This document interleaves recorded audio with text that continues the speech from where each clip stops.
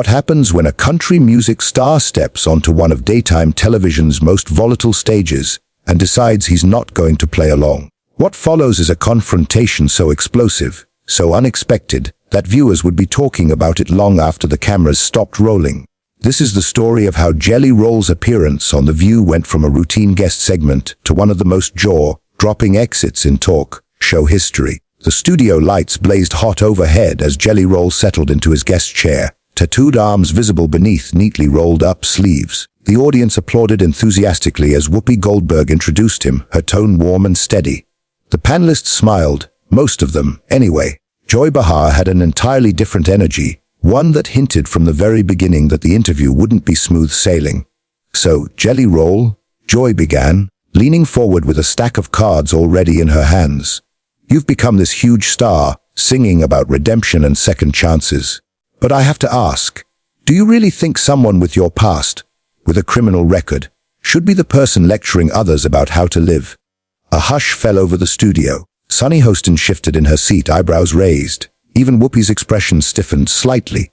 Jelly Roll nodded slowly, absorbing the jab before speaking. "Well, Joy, I appreciate you asking," he said, voice steady. "Because that's exactly why my message resonates. I'm not lecturing anybody. I'm sharing my story so someone out there who's struggling might avoid the mistakes I made." A Joy dismissed his answer with a flick of her hand. "But you profited from it, didn't you? You turned your mistakes into millions. Some people would call that exploitation." "Exploitation," he repeated, eyebrows lifting. "I spent years in jail. I lost time with my family. I hurt people I love. The music came from pain, not some marketing strategy." "Right," Joy said sharply. "But now you're selling out arenas and making more money than most people will ever see. At what point does the redemption story stop being real and start becoming a brand?"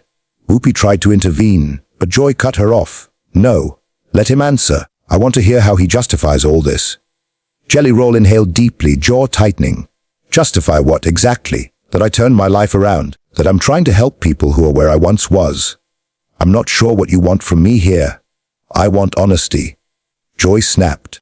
"I want you to admit that this whole reform bad boy image is an act. You saw an angle, and you took it."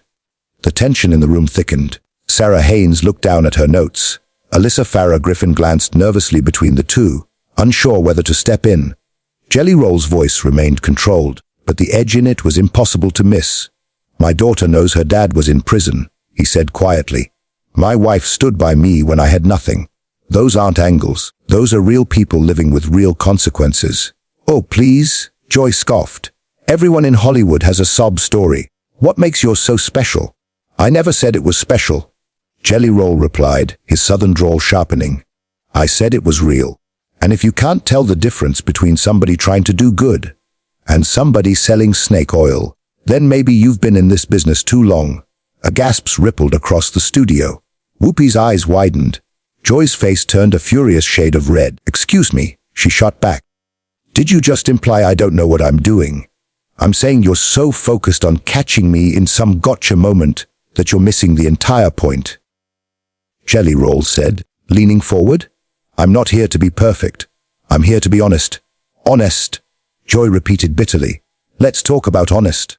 You've built a whole career on being the poster child for second chances, while millions of people with records can't even get hired at McDonald's.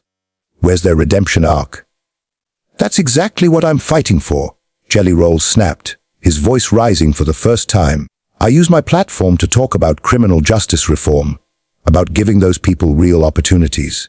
What are you doing besides sitting here judging me?" A stunned silence filled the room. Joy opened her mouth, then closed it again. Sunny tried to speak, but Joy raised a trembling hand to stop her. "You don't get to come on this show and tell me what I do or don't do," Joy said, her voice shaking with fury. The moment hung suspended in the air, thick, electric, and dangerous. "I've been fighting for social justice since before you were even born," Joy fired back, her voice sharp as glass. "Then why?" Jelly Roll replied softly but firmly.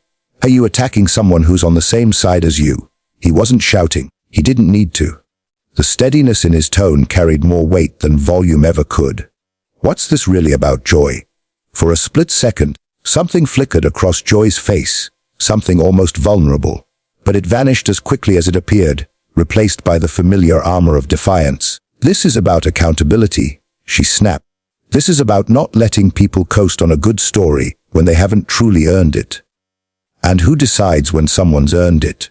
Jelly Roll asked. His voice was quiet now, the kind of quiet that lands harder than anger. Because from where I'm sitting, it feels like no matter what I do, no matter how many people I try to help, someone like you will always be there telling me I'm not good enough. Joy shoved her chair back so, suddenly the legs screeched across the studio floor. Gasps echoed through the audience. Someone like me? She demanded. What is that supposed to mean? The other hosts exchanged panicked glances. They had seen heated debates, tense interviews, even full-on clashes, but this was different. This was personal. This was spiraling. Jelly Roll didn't rise. He sat still, hands folded neatly in front of him, looking up at Joy as she hovered over the table. The cameras continued to roll, capturing every second of the unraveling conversation. Someone like you, he repeated steadily. Someone so focused on tearing people down that you don't notice when someone's genuinely trying to build something positive. That's what I mean. Joy's hands trembled visibly. I have spent decades on this show holding people accountable. She said, every word clipped and tight. And I'm not going to stop just because some country singer with a guitar and a tear-jerking backstory shows up thinking he's untouchable. Nobody said I'm untouchable. Jelly Roll countered, finally standing to meet her glare. But there is a difference between accountability and cruelty. And right now, Joy, you're crossing that line. Whoopi stepped in at last, her voice firm. Okay, let's take a breath. We are getting a little heated. Joy didn't sit. No, she said, slicing the air with her hand. I'm tired of taking breaths. I'm tired of pretending that everyone who walks through this door with a polished redemption arc deserves applause. She turned back to Jelly Roll. You want to know why I'm pushing you? Because I've seen this 1,000 times. People mess up, get famous, tell their story, and suddenly they're heroes. Meanwhile, regular people don't get that luxury. And you think I don't know that? Jelly Roll asked, his voice rising with emotion, not anger, but conviction. You think I don't carry that guilt every single day? I know I'm lucky. I know my skin color, my gender, the fact that I could sing.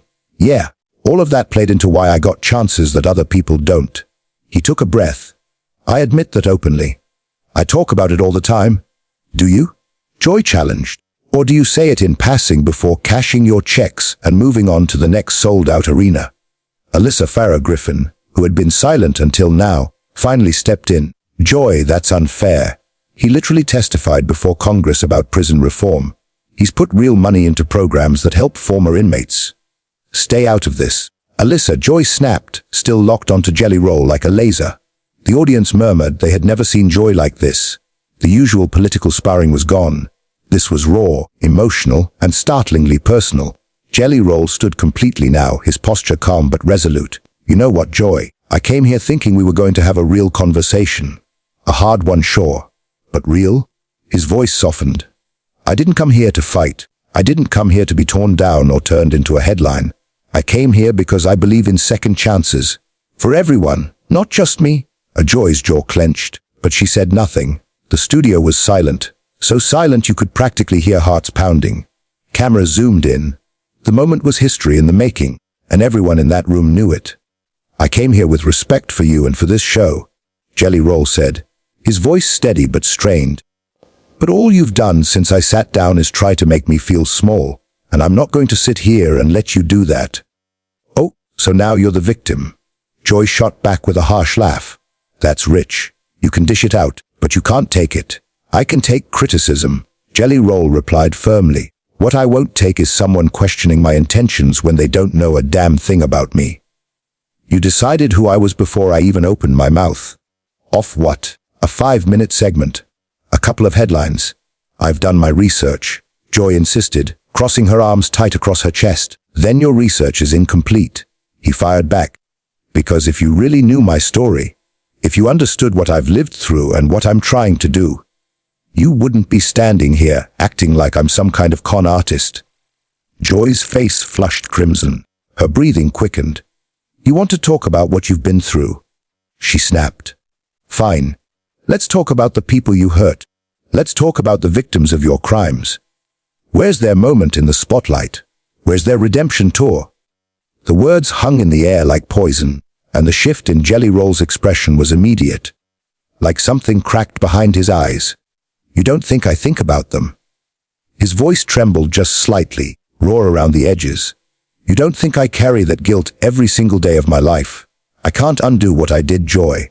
I can't go back and rewrite my past. All I can do, all I've tried to do is be better, to help others avoid the same mistakes. And if that's not enough for you, then I honestly don't know what else to say.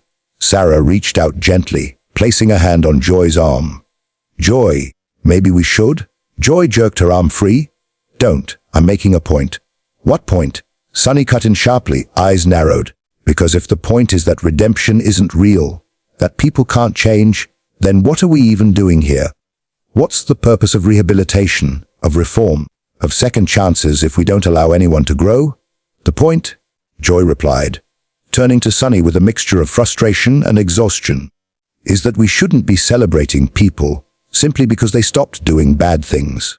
That is the bare minimum. Nobody's asking you to celebrate me, Jelly Roll said quietly. All I'm asking is that you see me as a human being who's trying. That's it. Joy looked back at him, and for a brief moment her anger cracked, revealing something else. Wariness maybe. Hurt. But the shield snapped back just as quickly. You want me to see you as human? She asked. Then stop hiding behind your music and your sob story. Stop using your past as a shield against legitimate criticism. I'm not hiding behind anything, Jelly Roll said, his voice regaining its strength. I'm standing right here, answering your questions, taking your shots. What more do you want from me? I want you to admit that you're not special, Joy said, her voice suddenly fragile. I want you to admit that the only reason you're here, the only reason anyone cares about your so-called redemption, is because you got lucky, because you had talent, because the system worked for you while it fails so many others. I've already admitted that. Jelly Roll replied, frustration clear. I've said it 100 times. I don't know how many more ways I can say it before you actually hear me. Joy's next words stunned everyone. Maybe I don't want to hear you, she said softly. Maybe I'm tired of hearing stories about the few who make it out when so many don't. Maybe I'm tired of the exceptions being treated like the rule. Silence hit the studio like a wave. Even the cameras seemed to pause. Then this was never about me, Jelly Roll said gently. This is about something else entirely. Joy's eyes glistened, though her jaw stayed clenched. Don't psychoanalyze me. I'm not, he replied softly.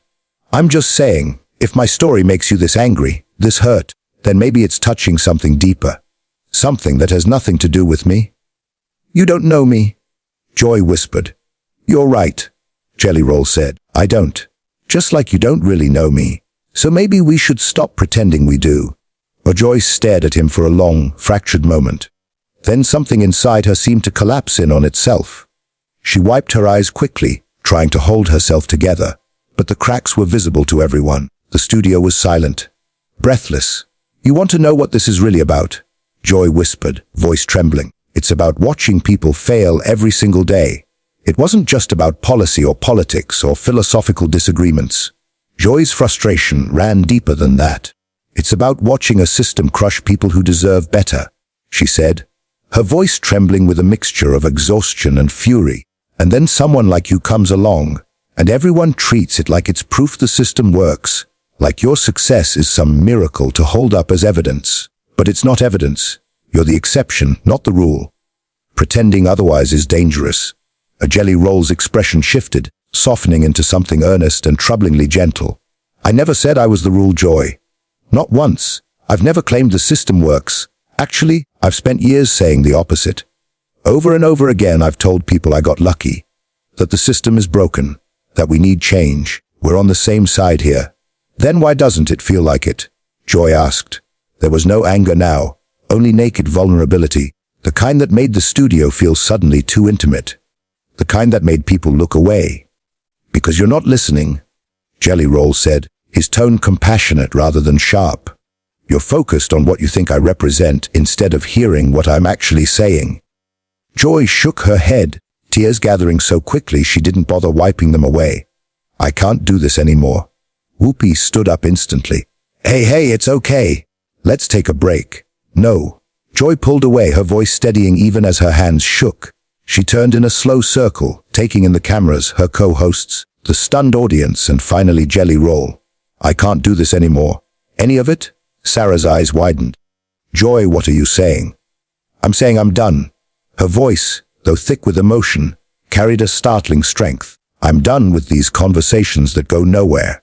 I'm done pretending that debating suffering on live television changes anything. I'm done watching people hurt while we talk about their pain like it's entertainment. Joy, please, Sunny said, standing beside her. Let's just pause for a moment. I've paused enough, Joy said sharply. She turned to Jelly Roll again. You want to know why I went after you? Because you make it look easy. You make redemption look like something anyone can achieve if they just try hard enough. And that's a lie. A beautiful lie, but a lie nonetheless. Jelly Roll nodded slowly. You're right. It isn't easy. It's the hardest thing I've ever done. And you're right that not everyone gets a chance. That's exactly why I'm trying to change things, to use whatever platform I have to help people who don't get the opportunities I did. I believe you, Joy said, surprising everyone, even herself. I do. But believing you and believing in the system are two different things. And I can't keep pretending that one person's success story means something when millions don't get one. Then don't pretend. Jelly Roll replied gently. Fight for those people. Use your voice. Use your platform. That's what you've always done. That's why people respect you. Joy let out a strained laugh. Respect me? Did you not just call me out on air? I called out your approach, he corrected. Not you. There's a difference. Is there? She whispered. Because right now it feels the same. Alyssa spoke up softly. Joy, we all get overwhelmed. We all have days when this job feels impossible. But walking away in the middle of a show, that's not you. Maybe it should be. Joy replied, maybe walking away is exactly what I need. Whoopi's voice was firmer now, but full of love. Joy, you're upset. This got heated. Fine, but don't make a decision you can't take back. Joy looked at Whoopi. Really looked at her. And years of friendship passed silently between them. This isn't rash, she said quietly. I've been thinking about it for a long time. Today just made it clear. The audience was silent, hanging on every breath. Some were openly crying. Jelly Roll leaned forward, his voice warm with regret. If I pushed you toward this, Joy, I'm sorry. That was never my intention. It's not your fault, Joy said softly. You gave me clarity. You reminded me why I started, and how far I've drifted from that purpose. Then stay, Sunny pleaded. Stay and fight. Joy shook her head. I've been fighting so long that I don't know how to be anything else. And that's not healthy. Not for me, not for any of you, and not for the viewers watching this train wreck. Joy, your family, Sarah whispered. We need you. You'll be fine without me, Joy said with a small, aching smile. You're all brilliant. The show doesn't need me to survive. Jelly Roll cleared his throat. For what it's worth, I think it'll be worse without you. You pushed me today. You challenged me in a way most interviewers never do. Jelly Roll said, still sitting forward in his chair, elbows on his knees. That's valuable, even if it was uncomfortable. The Joy blinked at him, startled. Are you seriously trying to convince me to stay right now? I'm just being honest. He replied with a small shrug. You want people to be accountable. You want them to be better. Someone has to hold their feet to the fire. That's what you do. That's what you've always done. And it's exhausting, Joy whispered. But her voice lacked the certainty it held only minutes before. It trembled now, fragile and exposed. Of course it's exhausting, Jelly Roll nodded. Being the person who asks the hard questions always is.